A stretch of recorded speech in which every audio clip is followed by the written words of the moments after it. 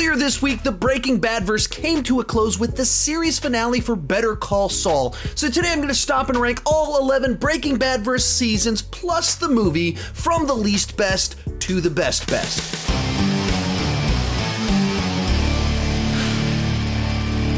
Hi, my name is Sean and I love to talk about movies and TV way too much. With that in mind, go ahead and join me down below in the comment section. Share your ranking of the entire Breaking Badverse. My list isn't the right list, it's just my list and I would love to see yours. One more thing before we get started. Leading up to the series finale of Better Call Saul, I did review each of the seasons of Breaking Bad and Better Call Saul. So if you want my full thoughts on any of the seasons, you can check them out in this playlist right up here. And let's get started. Coming in last place, El Camino, and to be perfectly clear, I don't think any of the seasons or this movie are bad, but I would say that El Camino is a good enough Jesse Pinkman epilogue while also feeling totally unnecessary. It shows us how he got out of Albuquerque.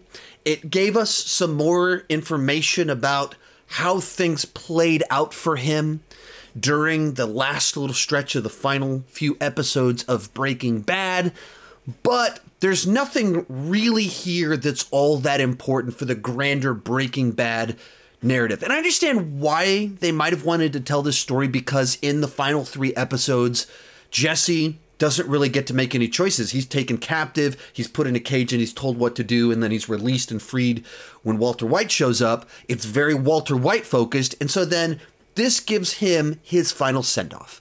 And I can kind of appreciate that. There's some moments in here with his buddies and the way that they're kind of still loyal to him. Thought that was kind of nice. Getting to see a little bit more of Todd and the dynamic between him and Jesse, I thought that was kind of fun. But for the most part, there's just nothing in here that's all that important. And even for Jesse Pinkman as a character, he's very fun, energetic, charismatic, and the nature of this narrative has him so reserved that he doesn't even get to shine with what kind of makes him fun and stand out. And so it's decent enough, but so unnecessary. Number 11, Breaking Bad Season 2, and ever since I first watched this show over 10 years ago, this season always felt very frustrating to me for a number of reasons. I mean, it kicks off in full swing with the Tuco plotline where they can't trust him. They're trying to get out of it. Then he kidnaps them. Hector is, Salamanca is introduced, and then Hank shows up and takes him out, and he doesn't even understand what he stepped into. So it starts off really nicely. And then it kind of leads to this big, long lull where they have the aftermath of those first few episodes.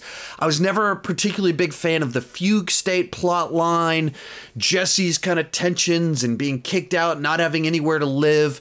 I was just kind of dragged for that first part. And it's kind of the show in its awkward phase where it's not the beginning of Jesse and Walt cooking. It's that middle phase before they start getting connected to Gus and they're trying to run their own distribution ring. And so it's just kind of in this strange little phase that I've never been crazy about. Likewise, I never liked Jane as a character. I never liked where that went. I never liked how that played out. And in particular, when you move into the season finale and it turns out that her dad is an air traffic controller, and because of her death, he's bad at his job, and it leads to 2 planes crashing. It just felt so kind of over the top that it doesn't fit with most of the show. Like, there's a lot of big action sequences and wild things that happen, but that feels too sensational and too much coincidence that Walter White had a meal with him or met him at the bar right before everything went down. Just too coincidental, too over the top. And so just this season had several things just sat wrong with me. There's some great things here. Introduction of Mike, introduction of Gus, introduction of Saul Goodman. There's some standout moments. There's some great stuff. The writing is still, top notch for television, but my least favorite of the seasons of this entire universe. Bringing us into the top 10, Better Call Saul Season 2. And much like Breaking Bad Season 2, it's kind of like the show in its awkward phase, where the first seasons set up the characters and some of the situations, and then gets into full swing around season 3 of each of the shows, and season 2 is kind of the awkward one where they're having to transition pieces, introduce characters, and that feels to be kind of the same thing here. The big thing that was really frustrating for me during this season is that it's like peak self-destructive Jimmy. He has this big, gigantic win in getting, at the end of the last season, gets this job offer. He takes it. And us as the audience kind of know this is never going to work. It's not a great fit. And it's not going to stay there. Also because we know it's a prequel and he doesn't stay in this position. But it turns into him just being so self-destructive towards people that actually have been helping him, have actually given him a chance. And so it's just so frustrating to see Jimmy in kind of that position. And then you see Howard, who does something good for Jimmy, but then is cruel to Kim. It's just several of those things where you're just like kind of rehashing certain plot points from season 1 about Jimmy's self-destructive tendencies, Howard's cruelty towards Kim. At the same time, my favorite stuff is the development of Mike and Nacho's relationship, and Mike slowly getting pulled into this world of crime. And you see him at a point in time in this season where he's unwilling to pull the trigger to take out Tuco, and he goes to great lengths to not have to kill someone, which just clearly shows how far of a journey he goes on throughout his time in these shows. Even by the end of season 4 of this show, how far he has transformed due to getting pulled into this world. And then even by the end of it, we start getting the tease of potentially Gus's entering into the show. So there's some strong stuff. There's just a number of things that are just like frustrating with where the character's at, the choices they make in this one. And then as you get into the end of it, with the back and forth with Jimmy trying to help out Kim by sabotaging Chuck. And it's like so true to who Jimmy is and so true to Chuck that he won't let it go. And so you start getting that tension of the rivalry between the brothers and feeling the whole thing starting to crumble by the time you approach the end of the season. Next up, Breaking Bad Season 1. And every time I rewatch this season, I'm reminded of just how much this feels like a pilot season of television, where they were still trying to figure out the tone, the pacing, how adult they wanted the content to be. You watch the first episode of the show, and there's like a naked lady at one point in time. No more naked ladies for the rest of the show, but in the first episode there is. And then like Jesse, in the first couple episodes, one of these big plot character or distinctives of his character is that he's into MILFs, and like kind of got rid of that pretty quickly. But right out of the gate, the writing was strong and the characterizations were always so nuanced and complex. And it just introduces this fascinating idea of what if you had this incredibly talented teacher who never got to live up to his potential, that watched his peers be incredibly successful, found out he was going to die, and just kind of snapped and came up with a crazy solution to make money. And then it explores that so thoroughly. Now, like I said, it's like a pilot season. They're trying to figure out everything to do. So some of the characters, like Marie, is insufferable in this season. It has like no redeeming qualities. And other ones, they seem like they got them pretty close to right out of the gate. Like Hank seems like pretty consistent throughout the entire show, and they knew how to use him. Obviously, DEA agent, easier to move into the plot than DEA agent's wife. And so a lot of really solid things here, a lot of things that feel kind of unique to this season. There's several points in the time where like they use Walter White, like uses chemistry to make bombs and to trick people and invent new things that they don't really continue that much on afterwards. They just use ricin as the one thing that he keeps going back to. So a lot of distinctive things. There's almost like more dark humor here at times, but an interesting starting point for a fantastic show. Number 8, unfortunately, Better Call Saul Season 6. Now, of all these seasons, this to me might be the one with the biggest gap between the highs and the lows. Because when this show has a great episode, it's one of the best episodes of the entire show. When it kind of closes out a story arc, a character's journey, it's great. But then the stuff in between, I wasn't so crazy about. So, during the first few episodes, as Nacho is desperately trying to stay alive, it has me on the edge of my seat. The way they kind of close out his journey, his final scene, where he kind of tells off the Salamancas. Beautiful. It's amazing. The mid-season finale, just the shocking twist of what goes down with Howard. Wow. Incredible. The episode when we came back, I'm on the edge of my seat from beginning to end, trying to figure out who's going to live, who's going to die. Is it Kim? Is it Lalo? What's going to happen?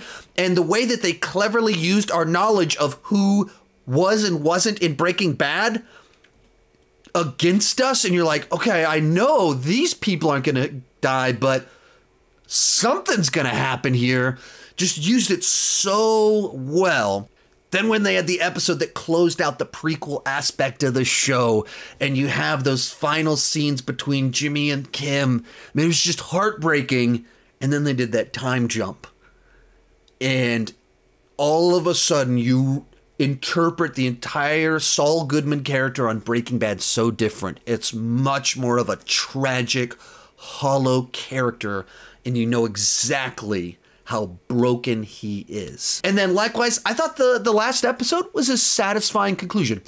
Not nearly as good as Breaking Bad's conclusion, but like a satisfying, like, yeah, finally Jimmy completed his arc, and this is what his arc should do. But on both the front end and the back end, I just thought there was a lot of stuff that took way too long for how much story they actually had. In the front half of it, they had 8 episodes of Jimmy and Kim setting up a prank on Howard. And I just don't know that that was 8 episodes worth of plot. There wasn't 8 episodes worth of them doing that. So it just felt like, okay, we're still doing this? We're like, the only thing that they're doing for this first half of the season is messing with Howard. And of course, you know, it pays off, but that doesn't mean it needed 7 episodes of setup. And then on the back end, I just thought it was such a strange choice for the last 4 episodes to introduce this whole new conflict, do Slippin' Jimmy 3.0 and Gene Takovic, he's once again doing the same thing, and have like 2 full episodes of him running cons just for him to get recognized in the next to last episode. And you go, that wasn't 3 episodes worth of stuff. That was like maybe an episode and a half worth of stuff.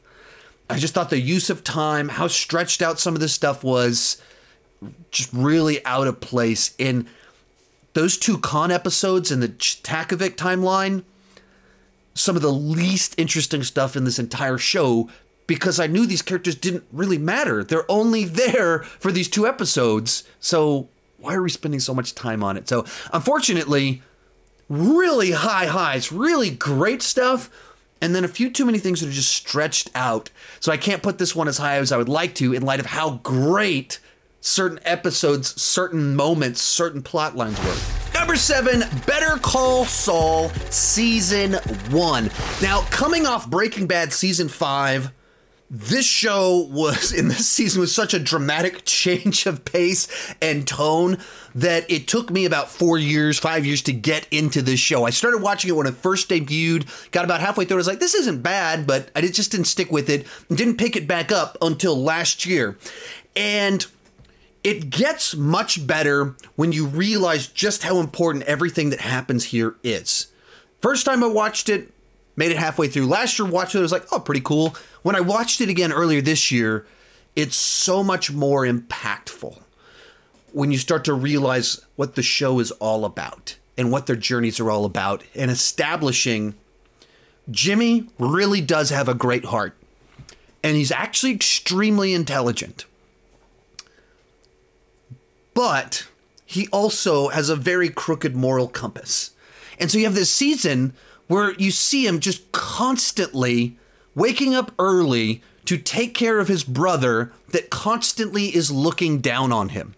He's desperately trying to get the approval of his brother that he respects so, so much. And his brother loves him, but he can only see his brother as a con man. Chuck can only see Slippin' Jimmy And because of that, he never really gives him the proper time of day. And likewise, Kim is the only person that seems to be able to see that Jimmy is actually very talented. And so you see it kind of play out throughout the entire season. Jimmy finds something, finds a case, and is actually being really, really successful. All leading up to a point in time where it's revealed that his brother was working against him the whole time. The person that he was so desperately trying to get the approval from has been sabotaging his career, and in fact thinks that him as a lawyer is a terrible idea. The thing Jimmy did to earn the respect of his brother is the thing ultimately that made his brother just terrified of what could happen. And then on the other front of the show, you have Mike, and you really get that backstory of why did he do everything that he did in Breaking Bad? What was his motivation? What kind of caused him to go down that path? And makes him, once again, much more of a tragic character. That's so much what's important. The character work. Very slow-paced, but so important for getting these characters, and it really works on rewatch. Number 6, Better Call Saul Season 5. And this is where you really have kind of that bridge between Jimmy McGill and Saul Goodman. The season starts off, and he is actually practicing law as Saul Goodman.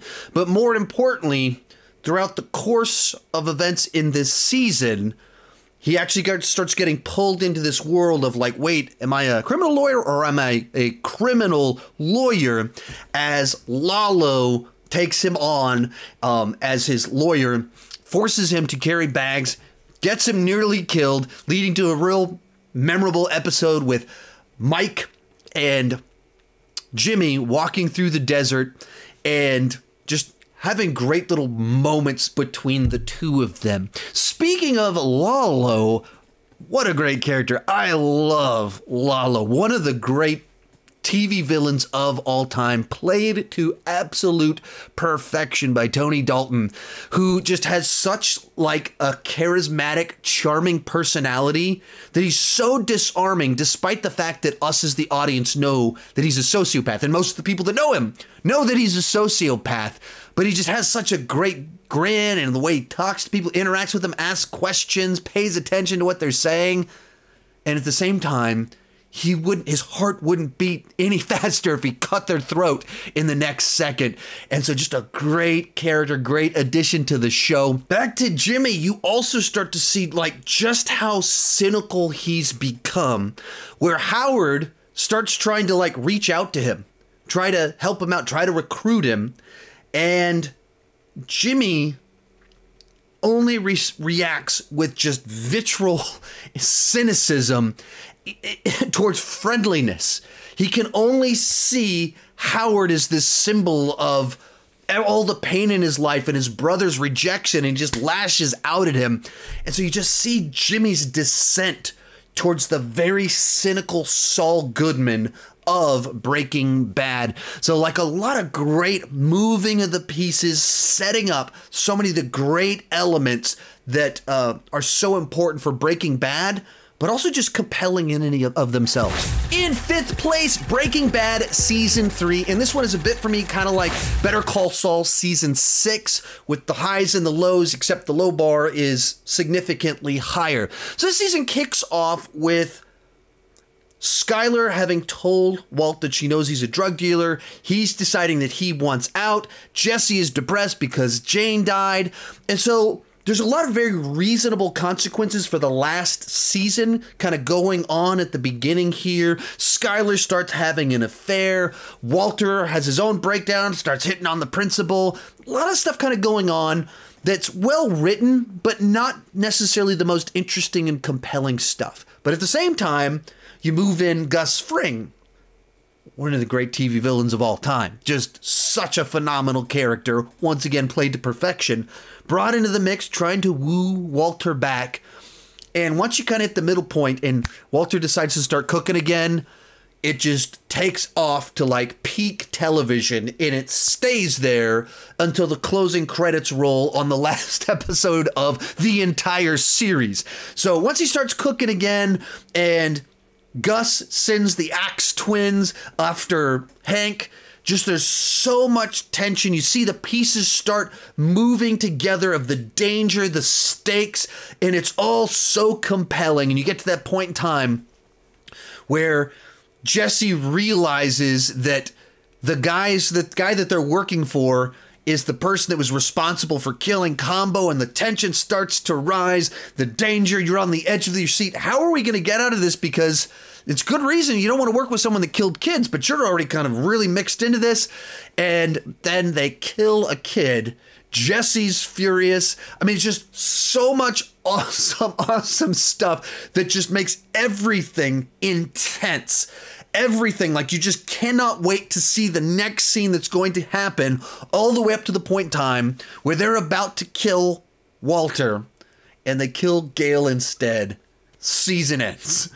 What a great cliffhanger, and what a great back half to the season. First half is good, back half excellent. In fourth place, Better Call Saul Season 4. And as this show is a prequel for Breaking Bad, this is such a great prequel season where prior to this, Jimmy had been this lawyer doing elderly law, having issues with his brother, and then now he's in this position where he's selling cell phones, and you see him starting to build this base of clientele of criminals that he's working with by selling them cell phones that becomes the basis for the law firm that he starts. And then he becomes a lawyer at the end of it as Saul Goodman. And you see that very much big steps to becoming the character that we know. The other gigantic, important plot line in this season related to all of that is that you see the meth lab being created, built out, and Mike overseeing the project. And this is one of my favorite plot lines throughout this entire show, was Mike working with these Germans to build out the meth lab and all the kind of conflicts that go with it while they're trying to secretly do everything. And you see the journey of Mike, where in season 2, he would not pull the trigger to take out Tuco Salamanca, a truly awful person. And by the time you get to the season finale here, because his friend ran away, caused trouble, he would be willing to kill his own friend. And that just dark journey that Mike has been on as you watch him pull the trigger, you just feel sick in your stomach. And along the same lines, as all this is happening, Lalo is brought into the picture and watching the meth lab, tracking people down, trying to figure out who these Germans are. Just such a great addition to the show, as I said before. But I thought this was just such a cool way to flesh out, build out the world of Breaking Bad, and do a prequel right. Real quick, before I give you my top 3, remember to join me down below in the comment section. Share your ranking of the entire Breaking Bad verse. My list isn't the right list, it's just my list, and I would love to see yours. Also, remember, as I told you before, I did review each of the seasons leading up to the finale of Better Call Saul, as well as El Camino. Actually, I haven't posted a couple of these videos yet, but they will be posted very shortly after I post this ranking. You can check them out right up here in this playlist. In third place, Better Call Saul Season 3. Very much like Season 4 of Better Call Saul, this is a great prequel to Breaking Bad, as well as just compelling television in and of itself. But all of these major supporting characters of Breaking Bad are just so fleshed out here. To understand how did they become the characters that they were in that show, we get that story in this season, as well as, of course, in this show as a whole. But when it comes to this show, so much of it is about what caused Jimmy to become Saul Goodman. How does someone become this over-the-top caricature of a sleazy lawyer? And it comes down to his relationship with his brother, where Jimmy was slipping Jimmy. His brother kept trying to keep him out of trouble, and then Jimmy decides to be a lawyer to make his brother proud, but instead this leads to his brother rejecting him, his brother like holding him back, and that just destroys Jimmy on the inside and ultimately leads to this clash between the two of them, where Chuck is trying to get Jimmy disbarred because he thinks it's for the best for him. He never gives him the time of day to like try and coach him to be a good lawyer. He just tries to undermine him as a lawyer because he thinks that's what's best for him. But Jimmy's smart too. Jimmy knows how to play the system, and Chuck has some pretty gigantic flaws that a bunch of people have been covering for, and Jimmy decides to exploit them to win his case and then ultimately to get Chuck's insurance pulled, which leads to a situation where Chuck has nothing left to live for. He has nothing left to try and get healthy for, and it leads to Chuck killing himself. And the horrific tragedy of this show is this conflict between the two brothers, neither one of them being able to help, be on the right page, being able to help each other in the right way. Chuck being too proud to seek help, to see what's really going on, not helping his brother in the right way, and just being just off enough from each other while still loving each other that it leads to this horrific ending where Jimmy just becomes hardened because of it. He knows he's responsible, but he can't take ownership really until the last episode of this show. Years later, he can finally own up to the fact that that's on me. I did that. Just so tragic. And then the other one kind of going on here is the birth of the business relationship between Gus and Mike, where Mike is out to get the Salamancas because they were messing with his family, and he's trying to take out Hector, and Gus is like, no, I got plans for him. And it's just such an amazing way to take what was already like giving Gus a great backstory in season 4 of Breaking Bad of what was kind of going on there, what's this relationship with Hector Salamanca, and then taking to this whole other level of Gus has this long-term plan of revenge, and he wants Mike to help with it, but he wants to make sure Mike doesn't get ahead of his plan. So he kind of recruits Mike in to join on this journey to hurt the Salamancas, but not too much. And then that other piece in it that I haven't even talked about much in here is Nacho, a great character on this show that I probably should have talked about more in here. But where Nacho, their Salamancas are just trying to leverage Nacho's dad for their own purposes. And Nacho, kind of like in his own kind of way, being the Jesse Pinkman of this show, that he wants to be involved in the crime, but he still has some sort of moral compass. He doesn't want everyone to be involved. He understands, like, my dad shouldn't be involved, and Jesse's like, kids shouldn't be involved. So it's like reasonable person in the mix who's willing to do bad things and take the consequences for themselves, but don't want it for others. So Nacho decides that he's going to be like, needs to do something to take out Hector, and like comes up with this whole long-term plan to try and take out Hector, ultimately leading to how Hector ends up in the wheelchair. And it's like, that's how great the writing is here. This guy that just shows up at the beginning of season 2 of Breaking Bad, and you're like, who's this guy in a wheelchair with a bell?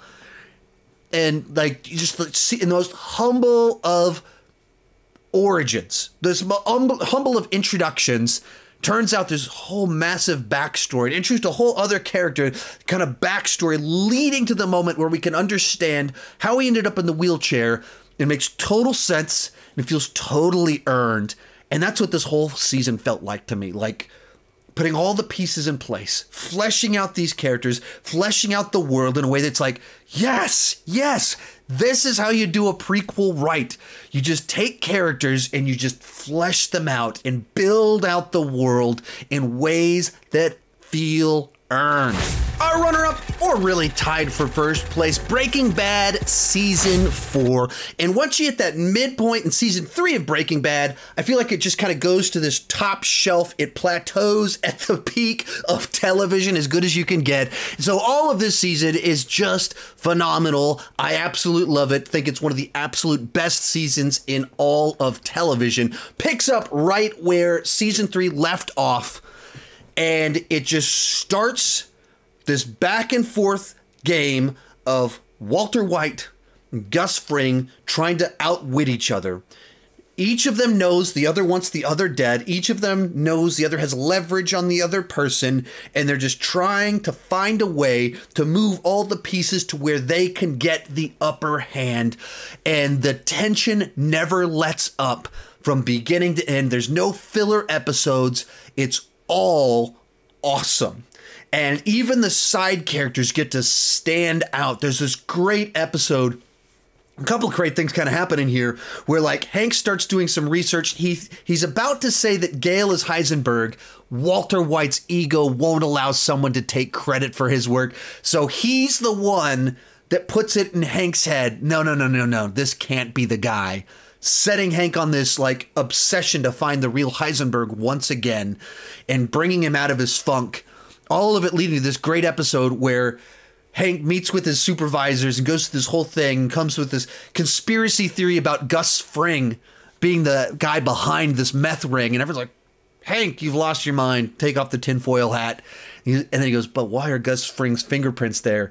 And everyone's like, whoa. And it kind of continues down this path where Hank's going after Gus. The cartels are going after Gus. Gus is going after Walter. Walter's going after Gus. Hank's also going after Walter. All these kind of pieces moving where everyone has to watch their back.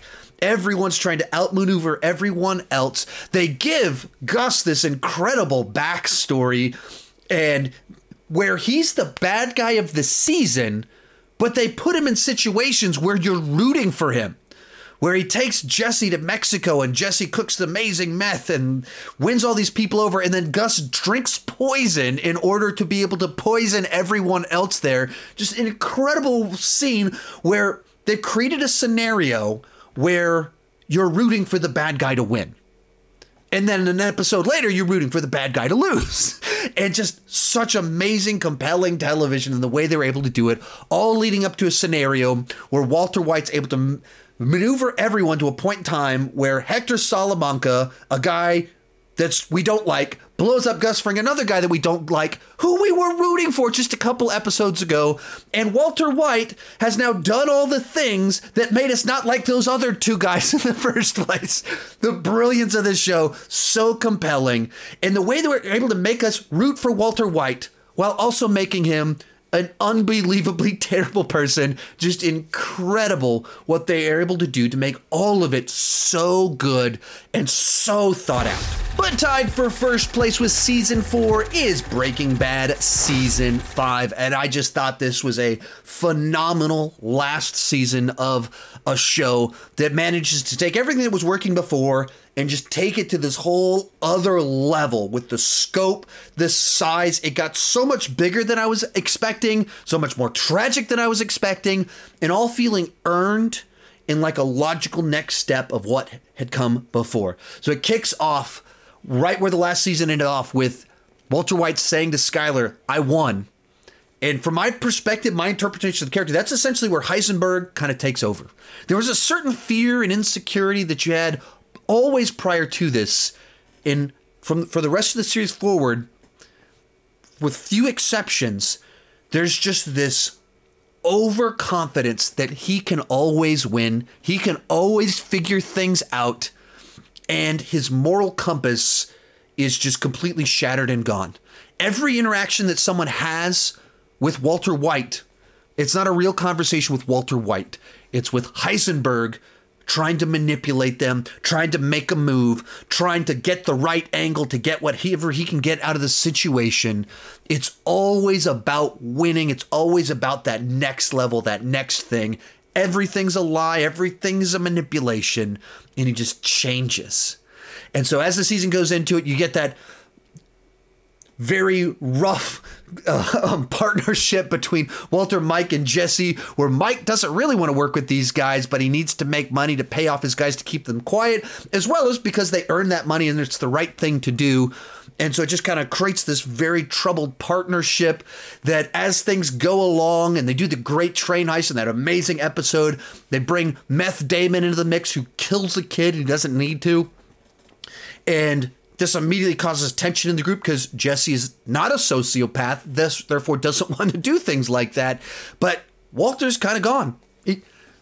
He pretends that he cares about the kid being shot, but he doesn't really care. That's how far off this guy has become. Say my name.